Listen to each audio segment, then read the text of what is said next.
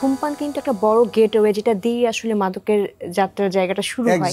এবং স্যার শিশু কিশোরদের মাঝে কিন্তু আমরা এখন অনেক দেখতে পাই যে ক্লাস হয়তো বা 6, 7 বা 8 এর ছেলেপেলেরাও কিন্তু এখন আসলে অনেক বেশি ধূমপানের প্রতি আসক্ত হয়ে যাচ্ছে। এটাকে স্যার কিভাবে দেখছেন? ধন্যবাদ। এটা খুব আরেকটি ইম্পর্টেন্ট কোশ্চেন আমাদের সমাজের জন্য। 99%, নট 90, 99% মাদকাসক্তি স্টার্টস উইথ দ্য স্মোকিং। একদমই তাই। সুতরাং 99% মানুষ কিন্তু স্মোকিং থেকে মাদকে যাচ্ছে। সুতরাং স্মোকিং কোনোভাবে অ্যালাউ করা যায়, নাম্বার 1।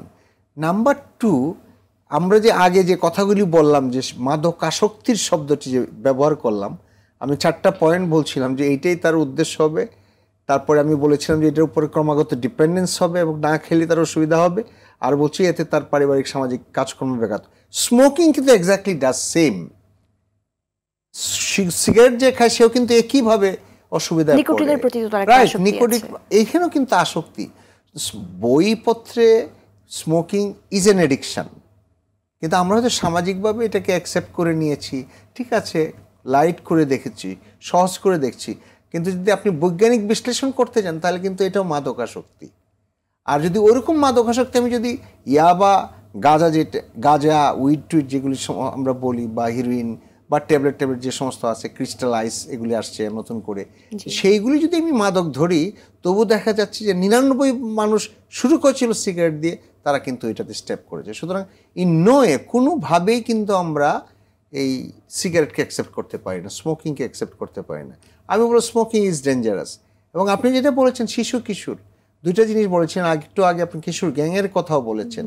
শিশু কিশোররা তো আরও বেশি ভালনারেবল সবচেয়ে, বিকজ তাদের তো বিবেক বুদ্ধিটা একটু কম ডেভেলপ করে নাই এরকমভাবে, চিন্তা শক্তির এরকম ডেভেলপ করে নাই। তাদেরকে কিন্তু আপনি সহজেই ভিন্ন পথে পরিচালিত করতে পারেন।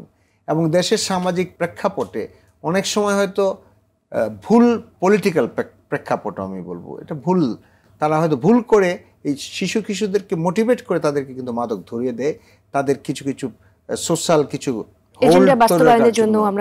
সেটা কিন্তু করছে এবং তাদেরকে দিয়ে কিন্তু খারাপ কাজ করাচ্ছে। এবং যখন মাদক খায়, যেটা আগে বলছিলাম, মাদক যখন গ্রহণ করে তখন তার বুদ্ধিটা তো কাজ করে না, সঠিক বেঠিক তো সে চিন্তা করতে পারে না, তার নিজের কন্ট্রোলটা নিজের হাতে থাকে না, সে তো একটু ফ্যান্টাসি ওয়ার্ল্ডে ঘুরে বেড়ায় এবং সে নিজের তখন অনেক কিছুই মনে করতে পারে। সুতরাং সে কিন্তু এই কাজটা করছে।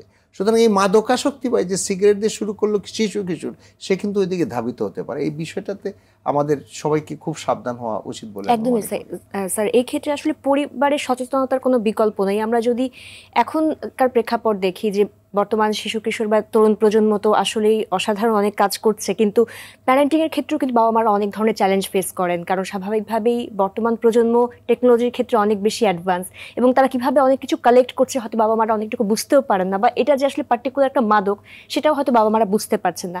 সেই ক্ষেত্রে সচেতনতার জায়গাটুকু কিভাবে তৈরি করা যায় এবং পরিবারের ভূমিকা এখানে আসলে কি হতে পারে? ধন্যবাদ আপনাকে। আমরা বলি যে পরিবার হলো প্রাইমারি ইনস্টিটিউশন, প্রাথমিক প্রতিষ্ঠান হলো পরিবার।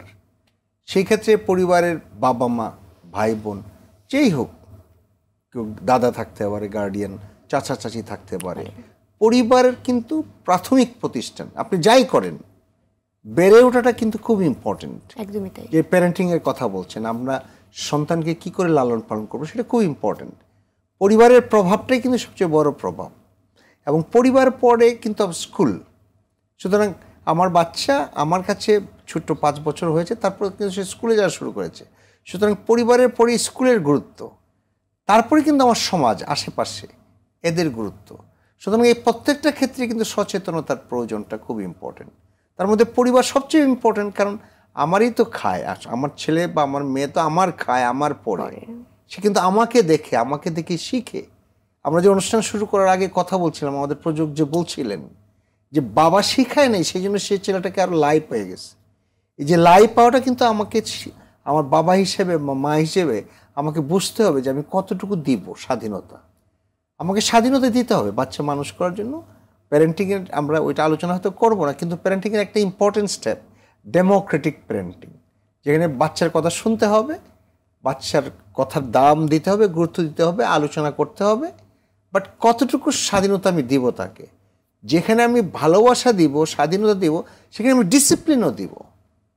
আমি যদি ডিসিপ্লিন না দিতে পারি, তাহলে কিন্তু এই স্বাধীনতা আপনার খুব করুণভাবে আপনাকে অথবা কঠিনভাবে আপনাকে কিন্তু আঘাত করবে। জি। বিকজ এই বয়সটা যখন বেড়ে ওঠে মানুষ, তখন স্বাধীনতাটার লিমিটটা সে বুঝতে পারে না যে আমার কতটুকু লিমিট। সুতরাং আমাকে কিন্তু লিমিটটা করে দিতে হবে, ডিসিপ্লিনটা করে দিতে করে হবে। দিতে হবে।